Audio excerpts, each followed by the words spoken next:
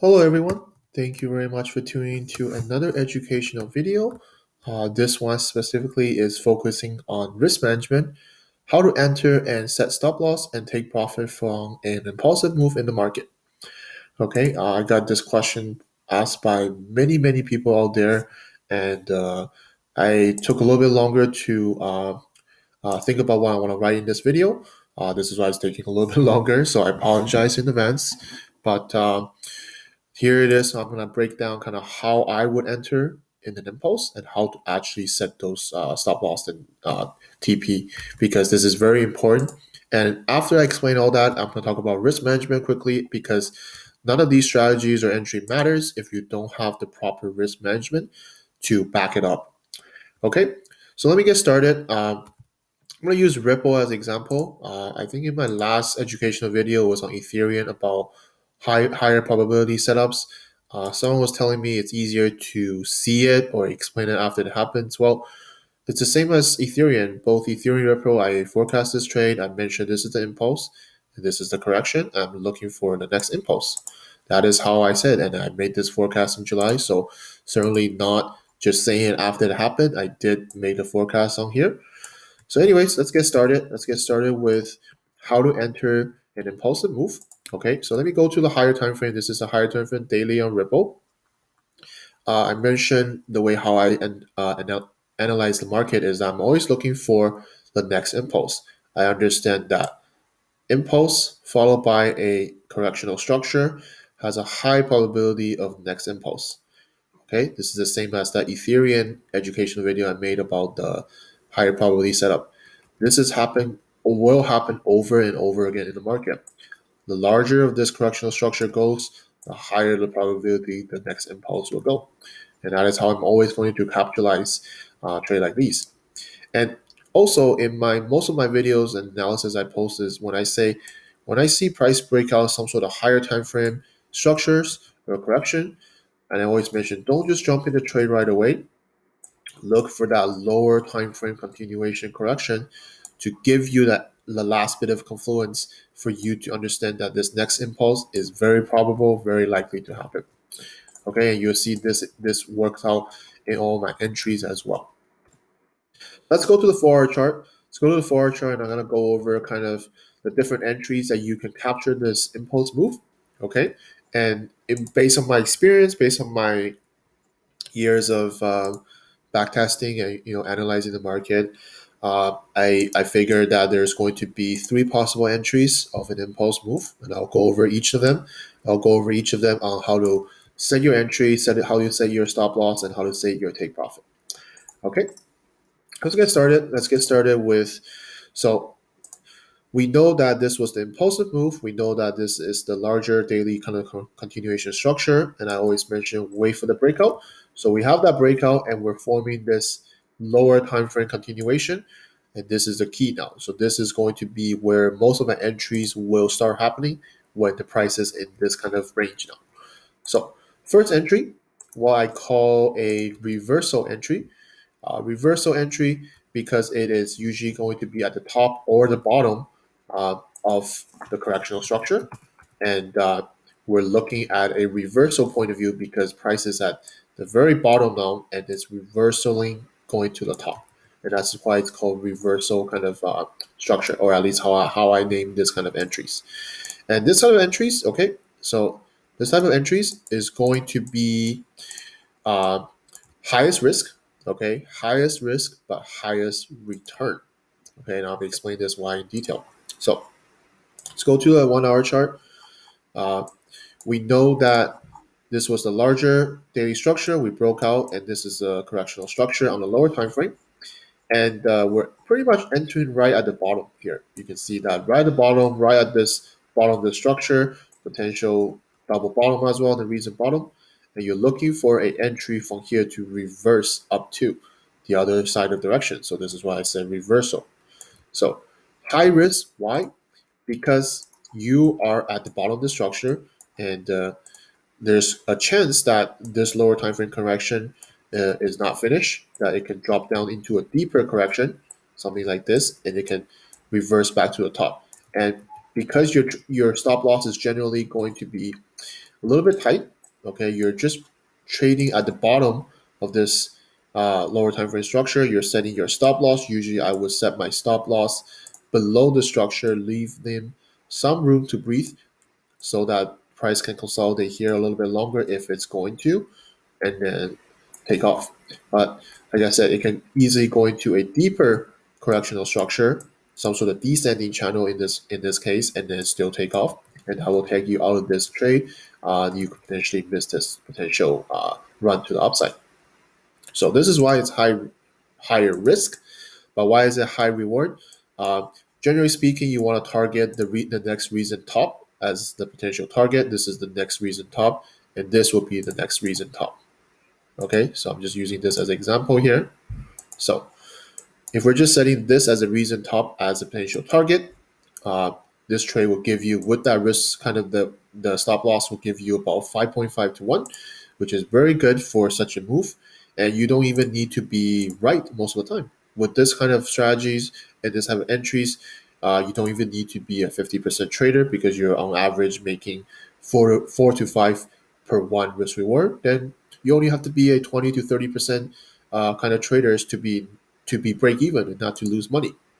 Okay, so this is one type of entry what I call reversal. So let's go to another type of entry. This is an entry where I could name it as a breakout entry. So same idea. We know this is the lower time frame continuation correction for the daily larger structure. We finally see a potential breakout from that continuation correction. So we're seeing that price did pop above the structure here, which is very valid for a continuation. Because this is a lower time frame correction for the larger correction, I don't need to wait for anything more in terms of distance. I can definitely look for an entry out of here and just setting your stop loss below, again, below the structure here, leaving it some room to breathe and then leaving room to consolidate if it's going to do that, and then take off for the next momentum. So this type of entry, breakout entry, what I would say is a low risk entry, but also a low reward. It's low risk because you're covering the bottom of the structure. You had the breakout kind of confluence already, so this trade is very probable. So there's a lot less risk involved. It's very likely that this enough risk just covering the bottom of this structure will be sufficient enough because we already have the breakout.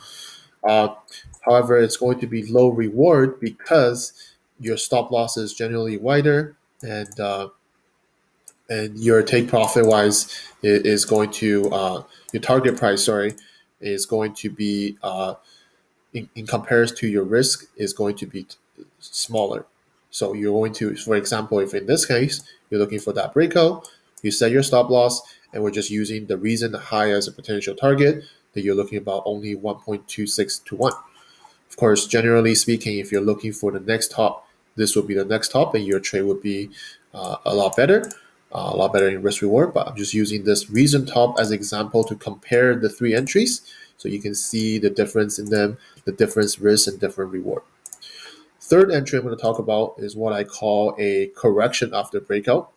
Okay, so same idea, nothing changes. This is the impulse. We have the correction. We have the pop to the upside. This is a lower time frame continuation correction. And if we zoom into really the less than 1 hour kind of chart, so half an hour or 15 minutes, you'll see that where we broke out of that structure.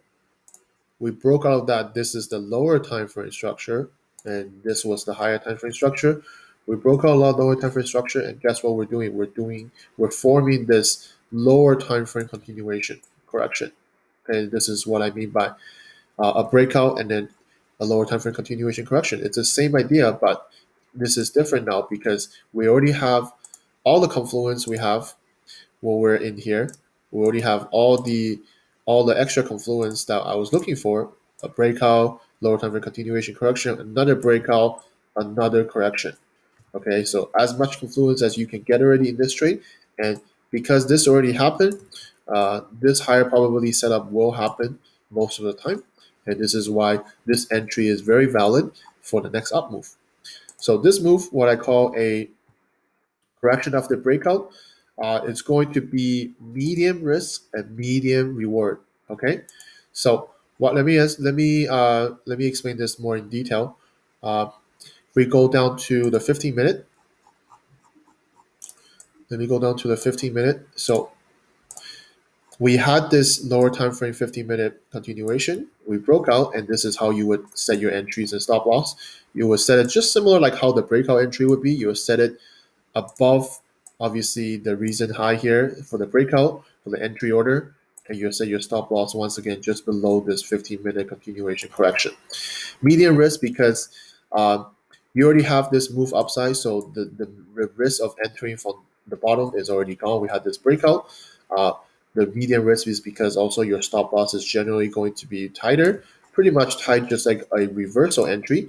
But it's medium risk because you already have extra confluence along the way. So this likely will have the next up move, and that's why it's a medium kind of risk.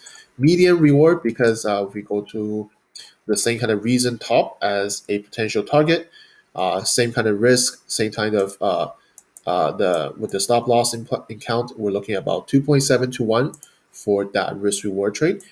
Again, just using this as an example, generally speaking, you're looking at the next target, then the next target would be obviously a better trade.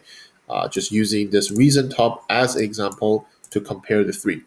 Okay, and like I said, for a breakout to happen, for a higher time frame, uh, for a higher time frame continuation correction to break out, I'm always looking at the next reason top as a potential target. Okay, and this will be the first reason top, and this will be the second reason top. So okay, so I'm gonna go over a couple of risk management now that they will directly relate to the three entries I just mentioned. Okay, I always said I look for confirmation.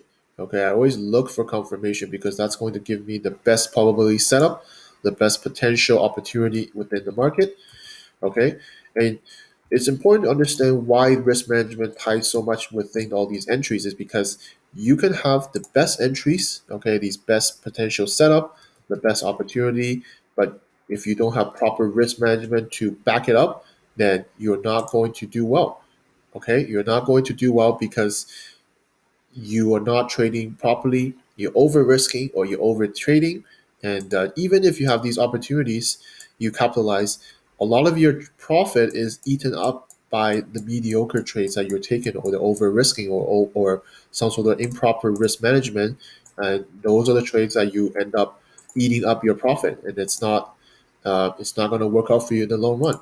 Okay, so I use this chance to go over a couple risk management key that I do uh, within my risk management plan, my trading plan that always helps me to be a better trader, to able to capitalize most of these trades in a consistent manner. Okay, so I always mention that in a month, when people ask me how many trades I do, honestly, I'm looking for 15 to 20 trades a month on average. Okay, 15 to 20 trades a month. So I'm not over trading and I'm not under trading either. I'm more in the middle. Uh, Another risk management criteria would be I'm always looking for at least 3 to 1 risk reward. Okay, so in the example I given, that was the reason top. So that's obviously not going to be 3 to 1, but the next top is always going to be my target. Uh, all three of these entries will get to that. Okay, obviously it won't get to that in one go. It likely can be for me deeper correction to go or whatever the case. But on average, I'm going to look for 3 to 1 risk reward minimum for entry criteria. Another one I would do is risk only 1 to 2% of your account capital. Okay, this is how you keep your trading capital at bay. You're utilizing it to your full advantage. You're not trading a 5% or 10% positions. You're just focusing on making small returns, small compound return, so that your account can grow in time. Okay, these are a couple key things I'm mentioning because they really work with your entries. They really work with your stop loss and target TP and all that because you're not over trading on one trade. Sure, this is a very high probable trade when we see the impulse followed by a correction. This impulse is very likely to happen, but it's not guaranteed. Okay, nothing is guaranteed in life. Just because I see that doesn't mean it's going to pop to the upside. In fact, I can take a 1% or 2% loss here and I can move on. But if I'm over trading or I'm over risking in this same move, someone could take 10 trades already, somebody can be risking 5, 10, 20% already, and same kind of result from the market, but different result in traders because I'm only losing 1 or 2% in this trade. Someone else may lose 20%. Okay, I lose 1% here. That's fine, no biggie. I move on to another opportunity and another trade to enter to set my stop loss and take and set my target. And I move. I already forget about the previous trade. But if someone is over trading, over risking, then they risk pretty much 50% of their account capital, then they're not likely to be trading again. It's that simple. It can just be that one simple mindset to change, and this all makes sense for you in trading. Okay. Last thing I want to mention, understand that this is my risk management plan. The couple key things I mentioned, uh, and how I would approach market. You would naturally adapt to your own kind of styles of trading, and you will then continue to work on this part for the inevitable for the near future because you're always tweaking that plan. You're experiencing yourself uh, how the market is playing out, how do you adapt to it, and is it working out for you, or do you need to change your plan because your risk management or your risk tolerance is not as strong as someone else, and then you're maybe looking for a breakout entry only because you don't want to be looking at the charts every day. You want to be focused on other things in your life, and you're comfortable setting this wider stop loss, trying to capture this move, and you're happy with the low return because it's a low risk. And some people who are eager to make a little bit more money in trading, they're eager to capitalize a lot of trades, and they're entering these kind of reversal trades, and then and obviously it's more roller coaster ride kind of thing because you're moving up and down like this, and then trade could go in your favor, could not because like I said, it's a higher risk, higher reward kind of trade. And lastly, if you're a more well-rounded trader, you're more experienced now. You're looking for consistency. You're looking for just more confirmation from the market. You don't need to make uh, 5 to 6 to 1 per trade. You're looking for that kind of 3 to 1. You're looking for that kind of average number. Then this kind of correction after breakout, this kind of entry may be suitable for you.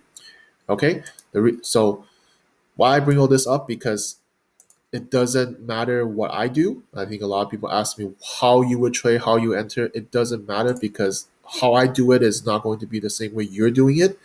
Okay, you're gonna do it the way it will work for you or make sense to you, and that's going to help you to be a better trader. If you simply just looking at other traders, their plan, their risk management plan, their trading plan, and how they do their entries, stop loss, and TP, it's not going to work out for you. It really isn't. You trust my word on this. You need to put in the time and effort. You need to develop your own ways of finding out. I can give you the broad examples of what I just did today, but tweak those, look into them. Does it make sense for you to implement all of them or one of them or something else? That is really totally up to you. Okay, and this is why trading is so important. It's all about self actualization. You can I can see all my experience in the past. I learned so much, and I just put it all together and come up with my own ways of trading. And this kind of way makes sense to me, and it works out for me too. And this is why I am passing on these information to everyone. I hope that that will help a lot of traders out there to get a better to get better in trading overall, and that will help. That will actually make me feel good to able to pass on these valuable information to everyone. All right. So there it is, guys. That is my kind of 3 types of entries to capitalize an impulsive move. This is how I would usually enter and set my stop loss and TP within the market. And that is how I would do my risk management plan and how would risk management plan and entries work interrelated with each other. All right. So as always, guys, feel free to ask me questions and comment on everything I just mentioned today. Love to interact with you guys, and certainly don't mind the overwhelming support from everyone as well. So appreciate that. And so have a nice day, everyone, and hope to chat with you guys soon. Thank you.